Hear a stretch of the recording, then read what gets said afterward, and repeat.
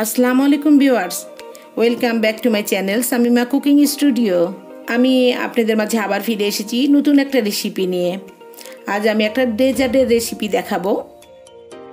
আমি আজকে আপনাদের করে দেখাবো স্নোবল কাস্টার্ড। আসুন তাহলে আমি দেখাই কিভাবে আমি রেসিপিটা করছি।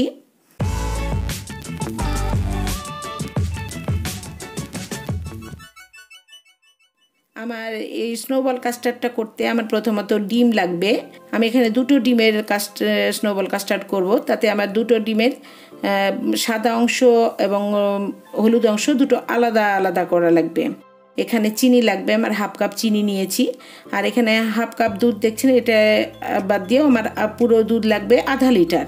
আর এখানে আমার কাস্টার্ড পাউডার লাগবে, একটা ফুড কালার আমি ইয়েলো কালার নিয়ে নিয়েছি। আমি এবার তৈরি করব। এখানে একটা বাটিতে আমি ডিম প্রথমে ফাটিয়ে নিচ্ছি এবং ডিমগুলোর আমি সাদা অংশ এবং হলুদ অংশ আলাদা আলাদা করে নেব। আমি ডিমটা ফাটিয়ে এবার হলুদ অংশটা তুলে নিয়ে আর একটা বাটিতে রাখবো। সাবধানে করতে হবে যাতে কুসুমটা গলে না যায়, কারণ দুটো দুই রকম হতে হবে। সাদা অংশটার মধ্যে কুসুমের কালারটা আসা যাবে না। এভাবেই খুব সাবধানে আমি কুসুমটাকে সাদা অংশ থেকে আলাদা করে নিলাম।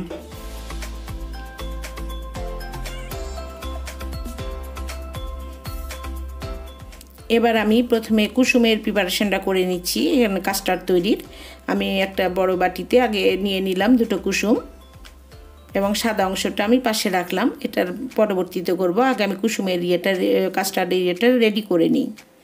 এখানে আমি হাফ কাপ চিনি দিয়ে দিলাম কুসুমের মধ্যে এবং আমি মুখ সমান করে 2 টেবিল চামচ আমি কাস্টার্ড পাউডার নিলাম। আপনাদের একটা কথা বলি, কাস্টার্ড পাউডার আপনাদের যেটার মধ্যে আপনাদের ইয়েলো কালার থাকবে এবং ভ্যানিলা এসেন্স থাকবে, সেই কাস্টার্ডটা নিলে আলাদা করে অ্যাড করার দরকার নাই। তবে আমার এটাতে ছিল না বলে আমি এখানে 1 ফোঁটা ইয়েলো কালার এবং পরে আমি 2 ফোঁটা একটু ভ্যানিলা এসেন্স ব্যবহার করব। আমি এখন লিকুইড দুধ দিয়ে এই মিশ্রণটাকে আগে কাস্টার্ডটাকে গুলিয়ে রাখছি। খুব ভালো করে আগে আমার ডিমটা যাতে মসৃণভাবে ফেটিয়ে নিতে হবে, যাতে ডিমের অংশটা যেন কোনো গোটা না থাকে। এবং 1 ফোঁটা আমি এখানে ইয়েলো কালার ব্যবহার করেছি, খুব বেশি করার দরকার নেই।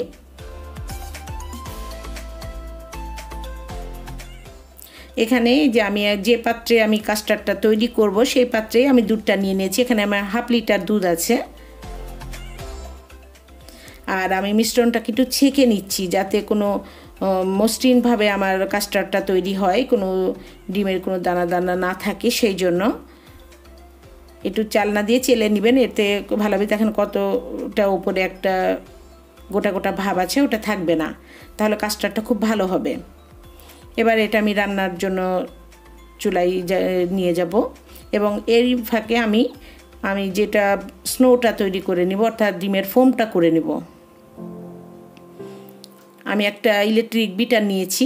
আপনারা এখানে হ্যান্ড বিটার দিয়েও করতে পারেন, কিন্তু একটু সময় বেশি লাগবে, তো ইলেকট্রিক বিটার ব্যবহার করাই বেটার।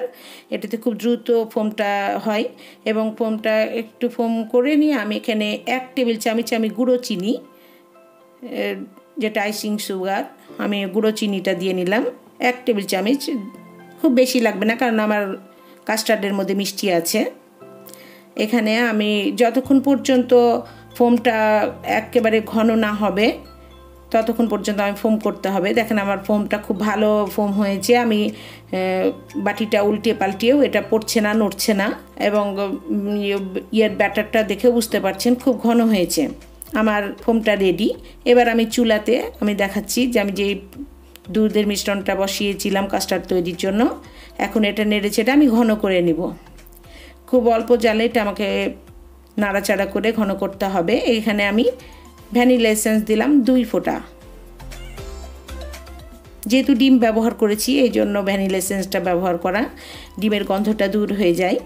এবার আমি কনডেন্সড মিল্ক দিব 2 টেবিল চামচ। যেহেতু এটা ক্রিম, টেস্টি করার জন্য এটা ব্যবস্থা। আর আপনাদের দুধটা যদি আরও বেশি ঘন থাকে, আপনারা এখানে কনডেন্সড মিল্ক আমি দিয়েছি, আপনি কনডেন্সড মিল্ক না দিয়ে পাউডার মিল্কও দিতে পারেন দুধ ঘন করার জন্য। এখানে শুধু টেস্টের জন্য এটা দেওয়া।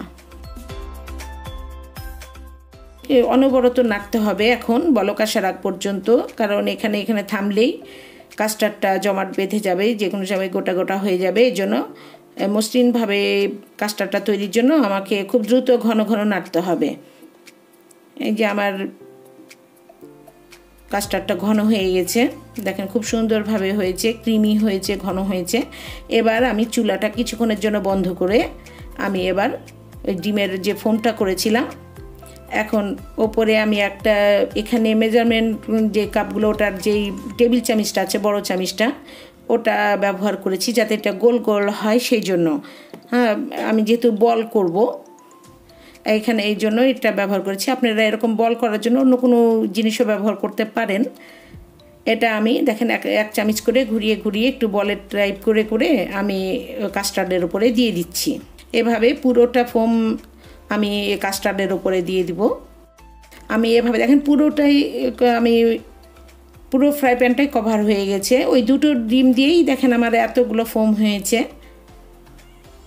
এবং খুবই সুন্দরভাবে সবগুলো হয়েছে। এবং আমি এবার চুলাটা জ্বালিয়ে দিয়ে আমি একটু নাড়াচাড়া দিয়ে ঢাকনাটা দিয়ে দিব। ঢাকনা দিয়ে আমাকে 10 মিনিট অপেক্ষা করতে হবে।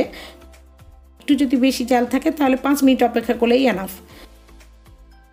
কি সুন্দরভাবে ফুলে গেছে পুরো ফোমগুলো এবং ভালোভাবে কুক হয়েছে। এবার আমি সার্ভ করে আপনাদের দেখাচ্ছি। এই যে আমার স্নোবল কাস্টার্ড। এবার আপনার পছন্দ মতো কিছু দিয়ে আপনারা ডেকোরেশন করে নেবেন। আমি এখানে কোনোটাই কিশমিশ, কোনোটাই বাদাম এবং কোনোটাতে আমি চেরি দিয়েছি। এভাবে আমি পুরো ডেকোরেশনটা করেছি। আপনাদের পছন্দ মতো জিনিস দিয়ে আপনারা ডেকোরেশন করে নেবেন। এই যে আমার হয়ে গেল স্নোবল কাস্টার্ড। এটা দেখতেও যেমন সুন্দর, খেতে খুবই চমৎকার। একবার অন্তত করে খেয়ে দেখবেন।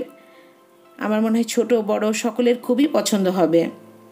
আর আপনাদের পছন্দ হলেই আমার রান্নার সার্থকতা। আপনারা আমাকে উৎসাহিত করার জন্য আমার চ্যানেলটা সাবস্ক্রাইব করবেন, আমাকে লাইক করবেন, কমেন্ট করবেন, শেয়ার করবেন। আবার কোনো রেসিপি নিয়ে আপনাদের সামনে হাজির হব। আজ এই পর্যন্তই। আল্লাহ হাফেজ।